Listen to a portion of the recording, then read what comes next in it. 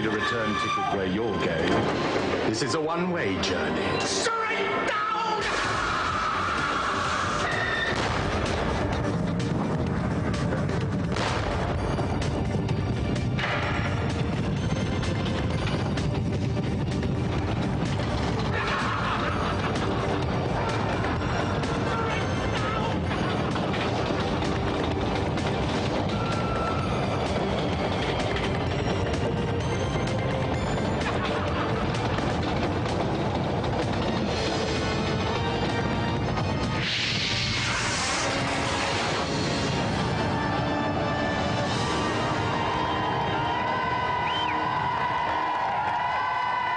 Just arrived at Gamesmaster Station. We've purchased a Super Saver return to Fun City, and our return leg commences at an off-peak time.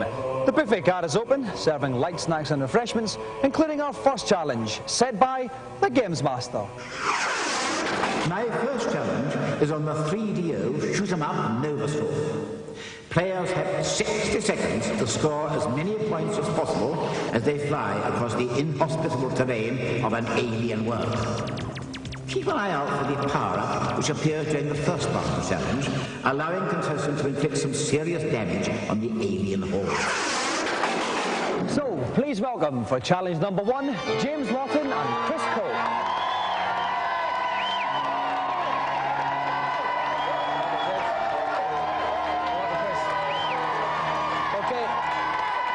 Chris, we'll start with you.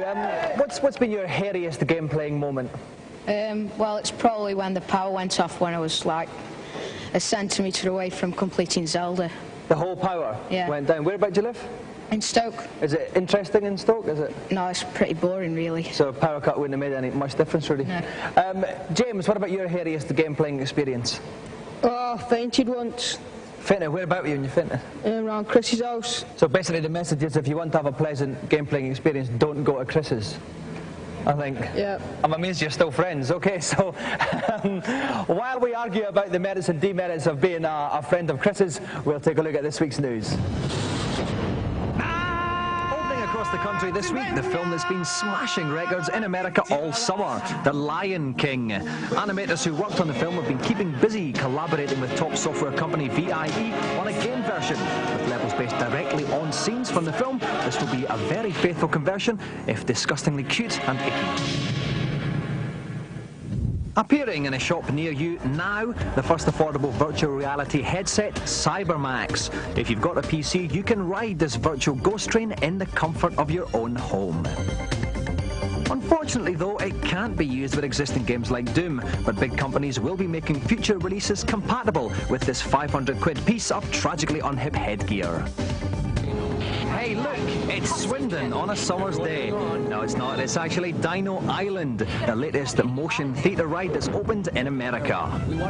The game uses the same graphic techniques as Jurassic Park, and this looks set to be just as successful as that film without being as overrated. Finally, the Gamesmaster network launched last week has taken off like a rocket, with people called things like Jim the Highlander phoning up. We'll give you the logon number at the end of the show. Does a giant creature lurk below these peaceful waters? No, of course it doesn't. But with the lack of a decent football team, it's nice that we Scots have got something Americans will believe in, and it gives me the chance to meet yet more attractive birds. Through sonar, we've been able to locate what we believe to be Nessie's lair. But there was a new twist. She appeared to have eggs. Oh yeah, Jimmy Hill. The rescue operation will be conducted using advanced submersibles. These will be operated by teams of 6 volunteer scientists. The team will consist of a commander who leads the team and navigates, a pilot who actually maneuvers the vehicle through the lock, 2 robotic arm operators who will pick up the eggs and other objects, and 2 periscope operators who will have a 360-degree view of the lock. And all of them fancied me. As the more astute of you will have guessed, this isn't the real Loch Ness. It's a virtual Loch Ness, as presented in the latest interactive ride just opened in the States. The ride takes place in a real-time 3D environment with 8 separate submersibles fighting for the eggs and the chance to make their own Loch Ness omelette. Oh no, go on, shoot back at him. However, I fancied the crew more than our chances. then, with her unerring instinct for disaster, my pilot aimed straight for a whirlpool. Yes, Nessie. Yes, there was Nessie and her eggs. It was time for my crew to prove they weren't just giggly Americans, but as we went for the egg, another team scuppered us. Finally, though, the coast was clear. It was now or never, do or die. But then it was all over. My team was pants. Congratulations on your safe return. Good work, team. Good work. We didn't even get one egg. And the news here is that Simon Byron's riding shotgun with me for this one. What can you recommend our players to do in this? 15 seconds in, there should be a power-up appearing, which, if you can collect, will boost his firepower, so it's worth going for. Okay, best of luck to both our challengers. James is playing first. James, you have 1 minute to score as many points as you possibly can. Your time starts now. So off goes James at the bottom left-hand corner of the screen. You can see his energy level. That's not going to alter much in his time challenge, though. More importantly, at the top of the screen, you can see his score. He's got 21,930 points so far. Not a bad start, Simon. Very good, Dominic, very good. Okay, and he's getting somewhere. He's up to 58,000 now. This power-up's going to appear. There it is, there's a power-up. There's the power-up. If you can get us now, what's that, Simon? That's going to boost his firepower, Dominic. Okay, he's got increased firepower now, and he's making the most of it. He's up to 187,650 points. So he's over 210,000 now. He's really going great guns. This is a great performance, Simon. Yeah, you can't afford to miss anything, Dominic.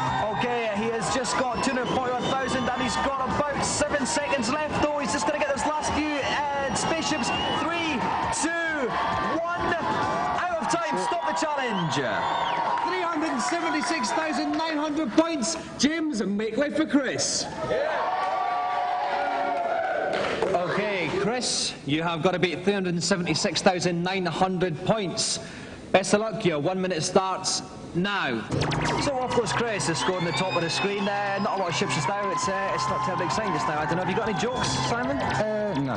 No, well, I've got one. These three blokes walk into a bar and, oh no, but there's some action on screen, so we'll never know the outcome of that. 29,240 points. I reckon it's about power-up time now, Simon. That's right, Dominic. Just after this wheel. There it is. And there goes Mr. Power-Up. He's got, he's in an increased firepower situation. 136,000 points. I reckon he could possibly beat James, I think. Simon? I don't think so, Dominic. You don't think he will? Okay, well, we'll beg to differ on that one. He's up to 210,000 points. And we're coming. He's got about 10 seconds left now, though.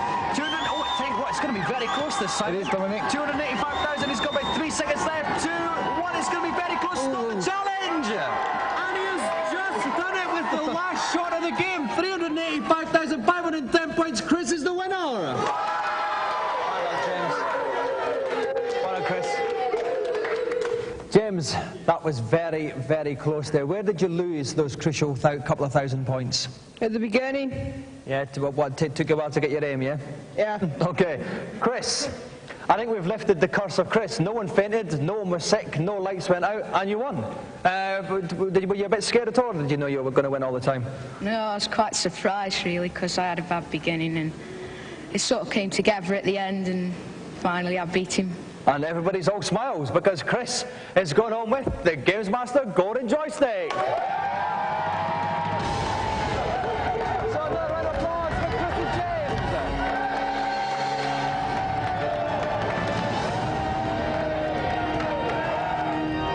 As the nation rises in unison to acclaim Chris's effort and say, I could have done better, let's take a look at this week's reviews.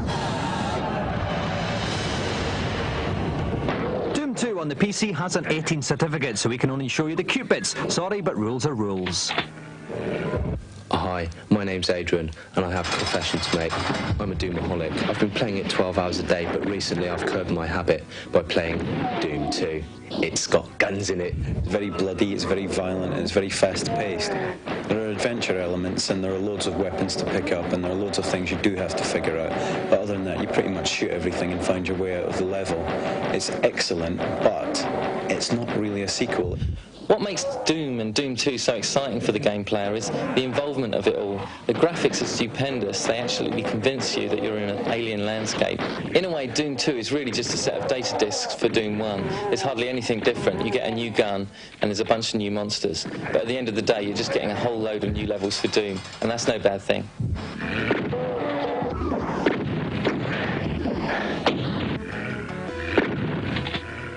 Ghoul Patrol is the follow-up to the brilliant Zombies Ate My Neighbours, but is Mr. Dodgy's sequel going to pay a visit?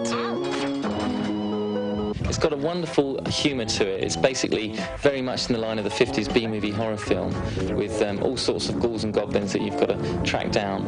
And there's a lot of tongue-in-cheek drama to it. I like it a lot. It's a good involving game.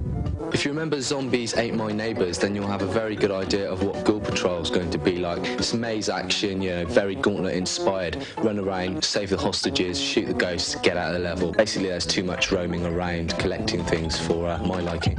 This isn't really as good as the first game. It's a bit too complicated and some of the levels are far too large. You get lost very easily. The extra power-ups and the extra bonus items do add a little to the game, but there's really not much here to recommend it over the original.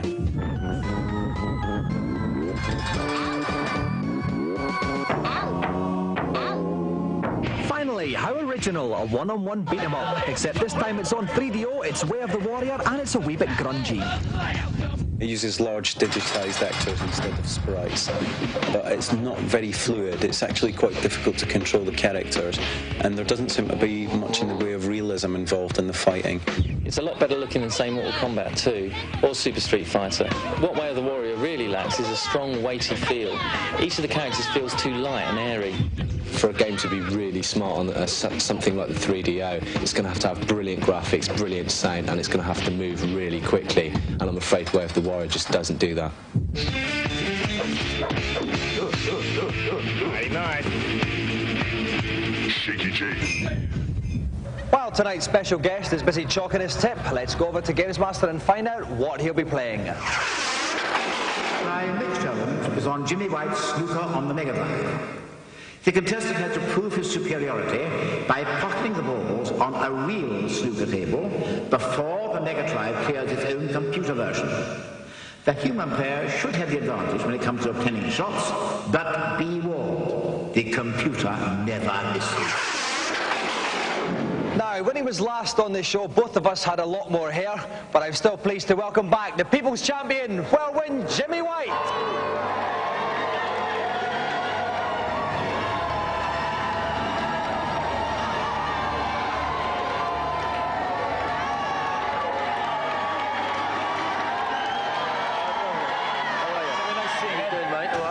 Right, now Jimmy, tonight you're playing against the machine. How's that going to be different than playing against, say, Stephen Hendry? Well, a little bit different. I'm going to try and beat the machine by time. I'm going to put maybe a red and all the colours. Hopefully faster than the machine. And probably the machine will be a bit more charismatic and have less spots than Stephen as well. It's a nice guy. That's Scottish as well. If you want to see who wins this Man Machine Challenge, join us after the break.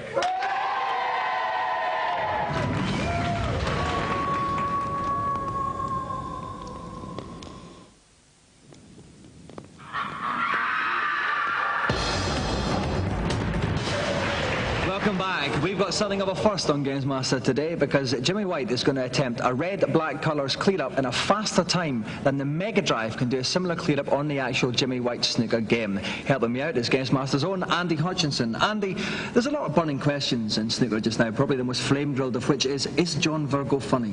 Oh, I'm afraid not, Dominic. He's about as funny as a Bank Holiday Monday in real. I feared as much. And do you have any tips for Jimmy today? Yeah, I hear that Mr. Gennard in the 215 at Newmarket is a good each-way bet. Okay, thank you. We'll bear that one in mind, Andy. Right, best of luck, Jimmy. Your time starts now.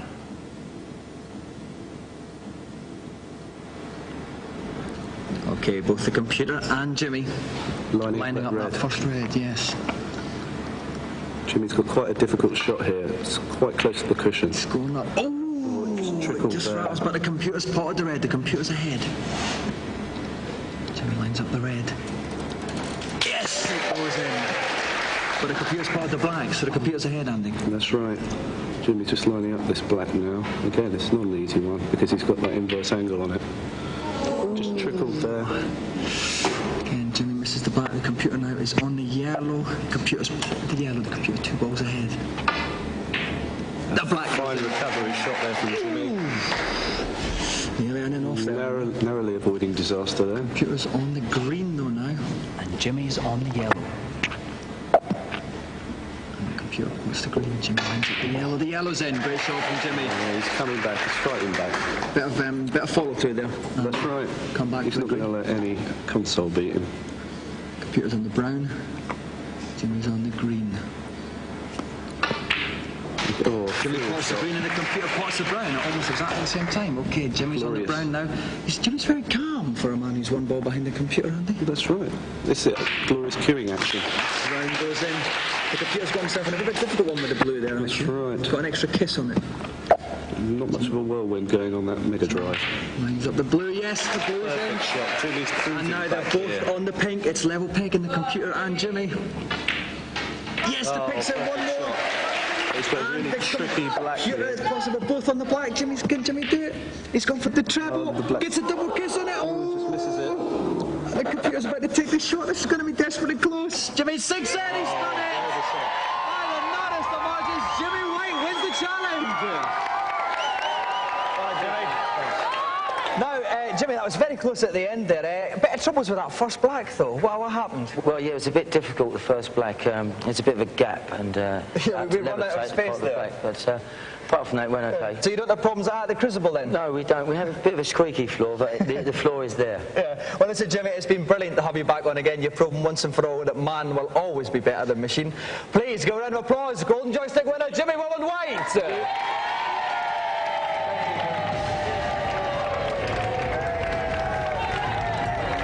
Now it's time for some more lost souls to seek consolation in the consultation zone.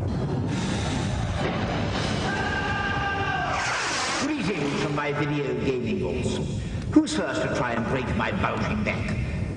Gamesmaster, I've heard that there are a load of firebombs hidden in Super Metroid on the SNES. Is that true? You mustn't believe all you hear, but in this case it happens to be true. Luckily, it's quite simple. First, collect the jump boots from Warfare Area A. Once done, return to Brinster Area F and destroy the evil crane to get the various sections. Go back again to Warfare, this time to Area F, and collect the speed booster. Back in Warfare A, dash past the rooms with the closing doors to get the crucial ice beam.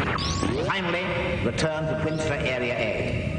Once there, use the ice to reach the top of the chasm and follow the path right, down and left. And you'll finally be rewarded with those super fire bombs. Ah, thanks, Gamesmaster. Any other simple ones? Gamesmaster, I'm really good at micro machines on the Game Gear. Is there any way of making it harder? Indeed there is. When you've almost completed the qualifying lap, turn the boat right round and go back over the line. You'll now find that you've got super turbo speed. That should give you speed freaks happy. Thanks, Gamemaster. Bring on another. Are there any power-ups hidden inside the Moth on the Jaguar, Gamesmaster? Actually, there are. And the clue to get them should have been given to you while flying over the planet Codex. There, etched on the surface, you will see the code 6009. Go to the planet selection screen and enter this code on the keypad. You will be transported to a new universe with planets whose names are unknown. Select the planet in the bottom right of this galaxy, and you will find it to be the most bountiful planet in the solar system. Collect all the power-ups there to give your car extra weapons and fuel. That's great, Gamesmaster, thanks. Once again, I've spent my forces in the pursuit of the common good, so I'm off for a rest. Bye-bye. We're about to slip down the end of show slide, but before we do, let's find out what the final challenge is from Gamesmaster. My final challenge today is on the Neo Geo platformer, Top Hunter. Contestants have 1 minute to earn as many points as they can as they battle their way through an army of unsavory adversaries. A transporter is available for those players who prefer a little artificial aid, and once acquired, should improve their performance dramatically. Good luck. And here to play our final challenge, we have Colin Quinton and Jonathan Platts.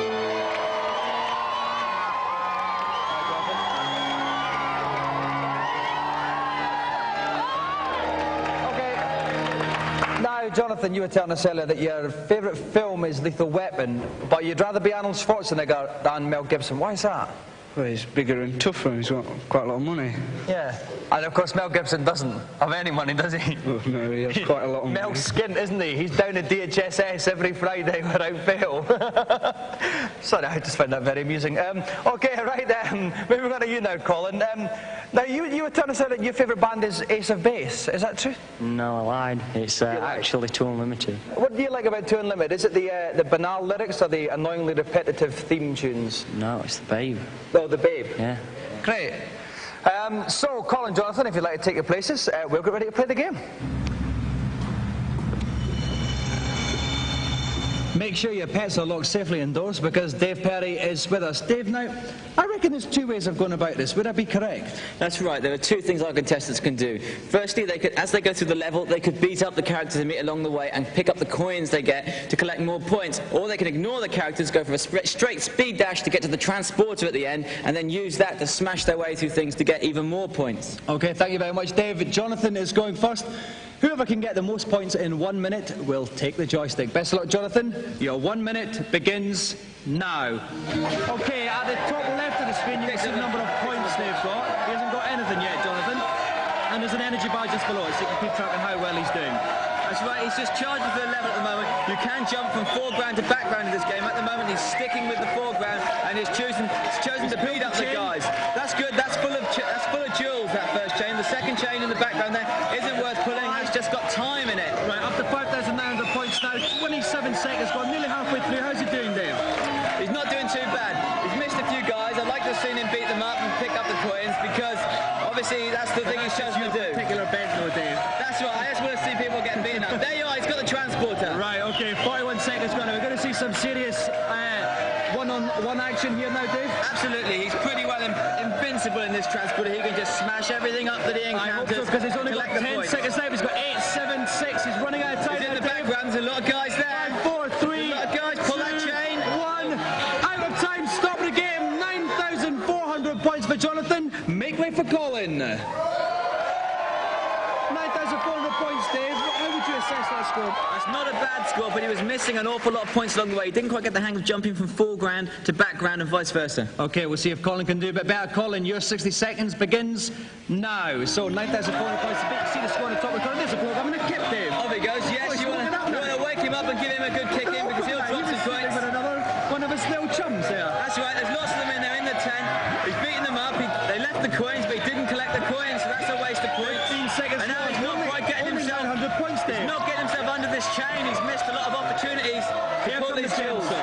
He's got the gems. That's the points he wants. I don't know if they're saying it's Colin or boring in the background. It sounded like boring, didn't it, actually? But he must have smashed these guys up. No, he lost. He died. He lost the life. He's out. The life. He's died. That's the end of his challenge. Jonathan is the winner.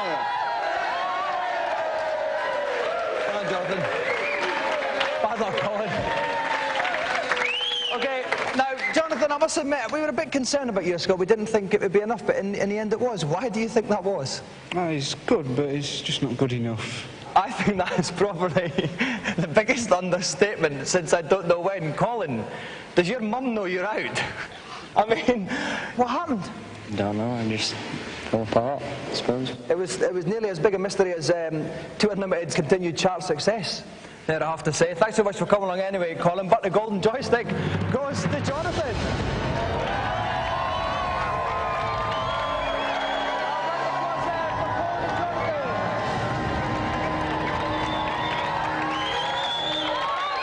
We're out of time here. I'm off to put that Too Unlimited tape at the top of your pile for when your mates come round.